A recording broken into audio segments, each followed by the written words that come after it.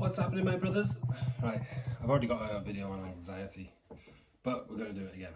We're going to talk about it again because anxiety's been such a big thing in my life, played such a big role in my life, plagued me for many years in my early teens, late teens, early 20s. And the last video was a bit sort of off the cuff. Didn't really think about what I was saying, I was just blurting things out. And I wanted to do a video on anxiety that's a bit more in depth. So hopefully it's going to help a few people.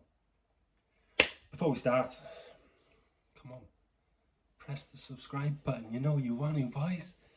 Yeah, please subscribe, please like. We're trying to grow the channel. No one's watching my videos. I think they're better videos than what the views suggest. So come on, lads, just press subscribe, baby. Okay, I'm just going to run through on how anxiety affected my life. So I would say between the ages of 14 and 28, the people who met me between those ages, which is a long time, would probably describe me as probably the quietest guy they've ever met. That was me. In school, I was crippled by shyness. In college, the same. In uni, the same. In uni, I was on a hall, like dormitory, whatever. It's called halls. I was on a hall full of 20 people, and they did not leave my room. I was a recluse in uni. I only came out at night time. People used to joke about, are you a vampire? Because we don't see you in the day and you only come out at night. And I'd only come out after a few drinks. After a few drinks, that's what increased my confidence, and that is probably why I became so much of a party boy. In my early 20s, I absolutely loved nights out. I was pretty much dependent on alcohol for all social situations. If I wanted to have a social situation, get involved, which I did deep down. I wanted to be involved. I didn't want to be this loner, this recluse. I needed alcohol, which isn't ideal, is it? Anyway, the sort of late teens to early 20s period of my life was probably the worst years of my life, and purely down to anxiety, purely down to even like tasks of just walking down the road. I was just full of anxiety, like thinking, oh no, the people driving past in cars are thinking this of me. Oh no, my hair is slightly out of place. Everyone's going to see it, everyone's going to think I look stupid. My clothes, I never felt comfortable in the clothes I was wearing. I just had this complete obsession with thinking about how people perceived me. Yeah, so I never opened up about the anxiety to anybody. I never talked about it to anybody. And I guess that's because the anxiety became me. It became my personality. I could no longer express things I wanted to express. I could no longer act the way I wanted to act, all because of anxiety. And it became me. I became this shy, anxious, timid man. The majority of my thoughts were about anxious thoughts. And I guess it just carried on for so long that eventually I just thought that was normal. These anxious thoughts just became so normal that it was just normal. It's like I had to consciously ask myself, is this way of feeling and thinking normal? And the answer, when I did on the rare occasion ask myself that, was, of course it's not. It's not normal. Not everybody is living like this. There was times I got really down about it. There was times I was really sad about the way I was. I wanted to change. Not so much anymore, because I'm far better than I was. Especially in the days of college and university. The period in life where most people are out making friends, socialising. I couldn't do it. I could never come out of my shell to someone new and open up to someone new. It wasn't in me. There was a mental block stopping me doing that. The strange thing was, my mates, my real friends, didn't know this was going on. Because in school, I'd moved school in year 8. And before I'd moved school, I was this bubbly, confident, outgoing, super loud character. And I moved schools and I could never adapt to the new school. But obviously I stayed in touch with my old friends, and they were my real friends. They were the people I'd hang out with outside of school. And when I went back to them, I was completely normal. I was myself. I was how I was. So my friends never knew I was this anxious person away from them. I was sort of living two lives. I was living one life of complete anxiety, crippled by anxiety, and one life of complete confidence, just completely myself. But I've improved so much since then.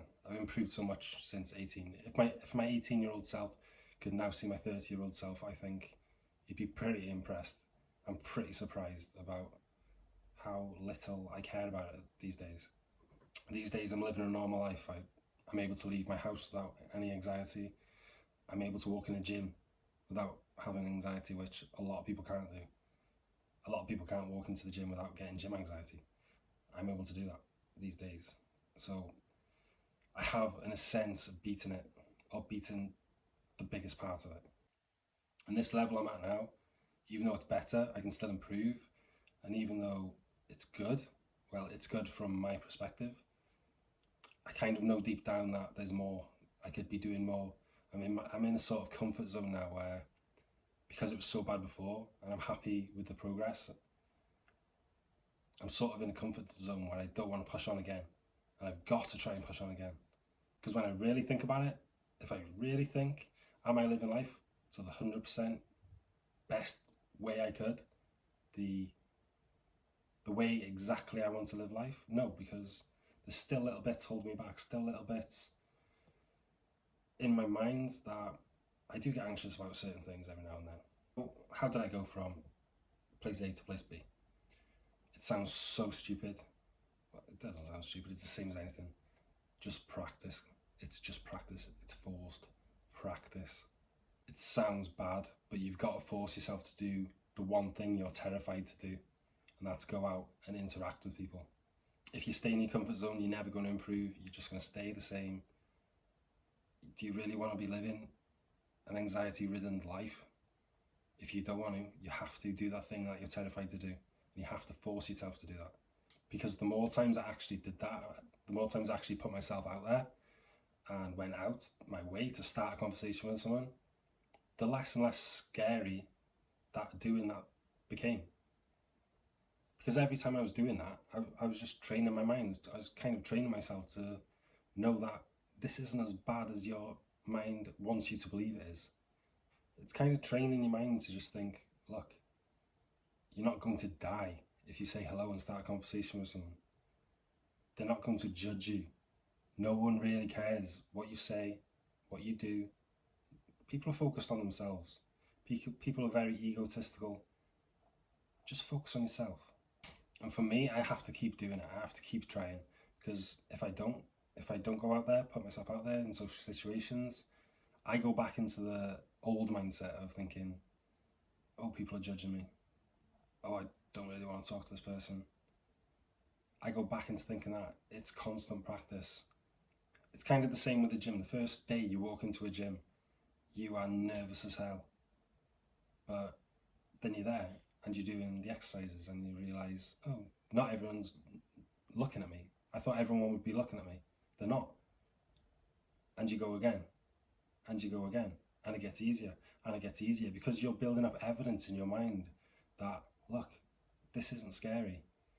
Eventually, you walk in the gym and there's no anxiety because you've done that so many times. You've built up so much evidence to prove to yourself that this isn't a scary situation. This is a normal situation.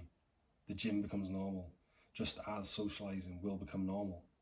You realize the old way of your thinking, your old ideas are just completely irrational, completely insane. No one is really thinking about you. No one cares if a hair is slightly out of place on your head. No one notices. The only person noticing if a bit of hair is out of the way, if you wear your clothes slightly wrong, or you don't look 100%, you look 99%.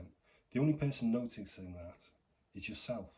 It's all about building up that evidence, building up that portfolio, proving to yourself. Proving to yourself you can do it, proving to yourself it's not scary, and proving to yourself that the more times you do this thing that you're scared of, the more comfortable you become at doing this thing you're scared of, and the less scary it gets. And look, without the practice that I've put in, without forcing myself to do that, I would never have met my fiance. I would never have had so many good things in my life. I would never have had a baby on the way right now if I didn't force myself to do that. I don't know where I'd be right now. I'd probably be sad, alone, sat in a room, not doing anything with my life if I didn't force myself to go out there and do things.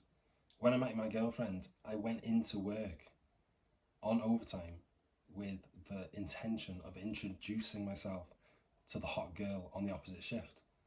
I went into work wanting to introduce myself to a girl because I had that confidence. I'd built up that portfolio, built up that evidence that introducing yourself to people isn't that scary.